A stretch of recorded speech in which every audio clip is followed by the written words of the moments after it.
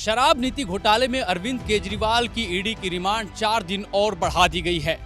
आज जब सुनवाई हो रही थी तो पीएमएलए कोर्ट ने ईडी और अरविंद केजरीवाल दोनों की दलीलों को बाखूबी तौर पे सुना और उसके बाद रिमांड को 4 दिन और बढ़ा दिया। हालांकि ईडी अरविंद केजरीवाल की रिमांड को 7 दिनों के लिए मांग रही थी, लेकिन कोर्ट ने सिर्फ 4 दिन ही मुकर्रर किए।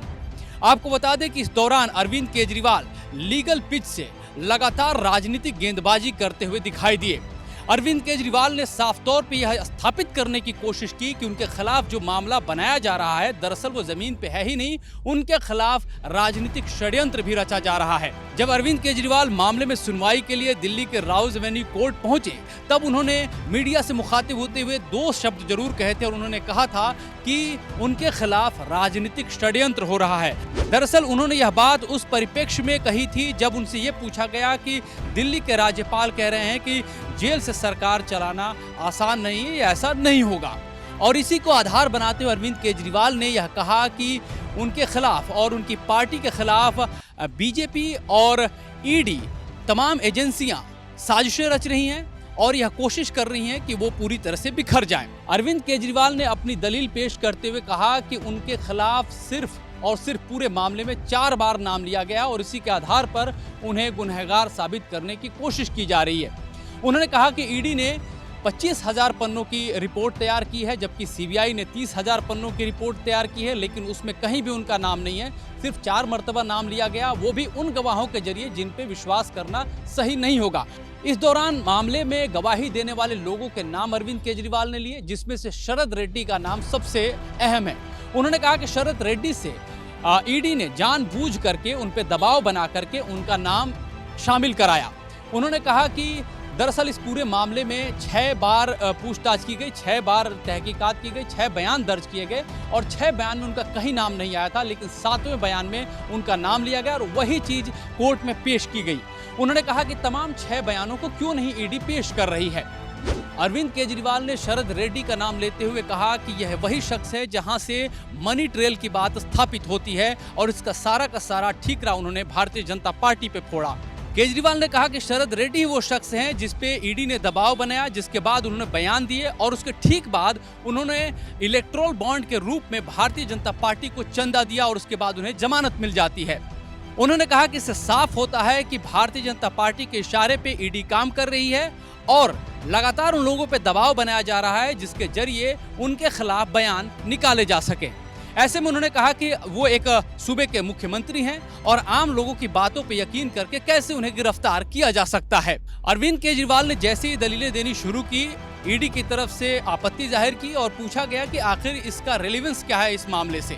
आपको बता दें कि अरविंद केजरीवाल के इसी बयान को लेकर के अब उनकी पार्टी एक्टिव हो चुकी है और उनके तमाम नेता इसी आधार पे अब सरकार, केंद्र सरकार और भारतीय जनता पार्टी पर आरोपों की झड़ी लगा रहे हैं। तो केजरीवाल जी का नाम नहीं लिया तो भाजपा ने डील की कि हम तुम्हें आजाद कर देंगे, लेकिन तू मेरा 2 काम कर दे।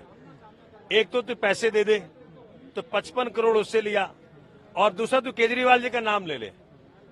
तो ये बड़ा हास्यास्पद, एक सिटिंग चीफ मिनिस्टर को आप किसी ऐसे ऐरे गहरे नत्थे के स्टेटमेंट के ऊपर तुम अरेस्ट करके अंदर डाल दोगे तो जनता चुप नहीं बैठेगी। जनता 2024 में तैयार है बताने के लिए कि जो उनके जननायक को इस प्रकार से जेलें बंद किया है, उनका ये बोरिया वस्त्र बांधने को तैयार है जनता। लेकिन दूसरी तरफ भारतीय जनता पार्टी के लोगों का कहना है कि अरविंद केजरीवाल पूरी तरह से भ्रष्टाचार में डूबे हुए हैं और अपने बचाने के लिए वो तमाम तरह के राजनीतिक पैंतरे आजमा रहे हैं। दिल्ली बीजेपी अध्यक्ष वीरेंद्र सचदेव ने क्या कहा वो भी हम आपको सुनाते हैं। देखिए, हमारा ये मानना है कि कानून अपना काम कर रहा है और जांच एजेंसी और कानून माननीय न्यायालय ये जो निर्णय देते हैं ये सर्वसम्मत होते हैं और सबको स्वीकार करने चाहिए। तो जांच एजेंसी अपना काम कर रही है, सच सबसे सामने आएगा। ये आतिशी और तमाम अपोजिशन ये बार-बार क्लेम कर रहा है कि गिरफ्तारी भी एक गलत तरीके से हुई है। आप जिसे क्लेम कह रही हैं, हम कह रहे हैं वो नौटंकी है। आम आदमी पार्टी का चरित्र जो है वो नौटंकी करने का चरित्र है और वो नौटंकी कर रहे हैं। सच ये है कि दिल्ली की जनता को लूटा गया है, दिल्ली की जनता को ठगा गया है, शराब नीति में चोरी की गई है और अरविंद केजरीवाल उसके सूत्रधार हैं। मामले की सुनवाई से पहले जिस तरह से आम आदमी पार्टी की तरफ से एक हाइप क्रिएट किया गया था कि अरविंद केजरीवाल कुछ बड़ा खुलासा करने वाले हैं, वैसा तो कुछ देखने को नहीं मिला। लेकिन ये जरूर देखा गया कि अरविंद केजरीवाल ने बड़े ही एक तरह से कहें तो एक समझदारी से उन्होंने पूरे मामले को राजनीतिक रंग कोर्ट में दिया और ये जरूर बताने की कोशिश की कि देखिए जनाब, जो भी हालात पैदा हो रहे हैं उन्हें तो फंसाया जा रहा है और असली खेल भारतीय जनता पार्टी रच रही है और उसके साथ केंद्र सरकार उसमें सहयोगी है। वहीं ईडी की तरफ से यह दलील दी गई कि दरअसल अरविंद केजरीवाल जो हैं वो किसी भी सूरत में उनका सहयोग नहीं कर रहे हैं। जब उनकी गिरफ्तारी हुई तो उनके घर से कई इलेक्ट्रॉनिक डिवाइसेस भी बरामद किए गए हैं और लगातार उनसे पासवर्ड मांगा जा रहा है, लेकिन वो पासवर्ड नहीं दे रहे हैं। ईडी को यकीन है कि उन डिवाइसेस को अगर खोला जाएगा तो कई सारी बातें स्पष्ट हो जाएंगी, कई सारे सबूत जो है वो स्थापित किए जा सकते हैं।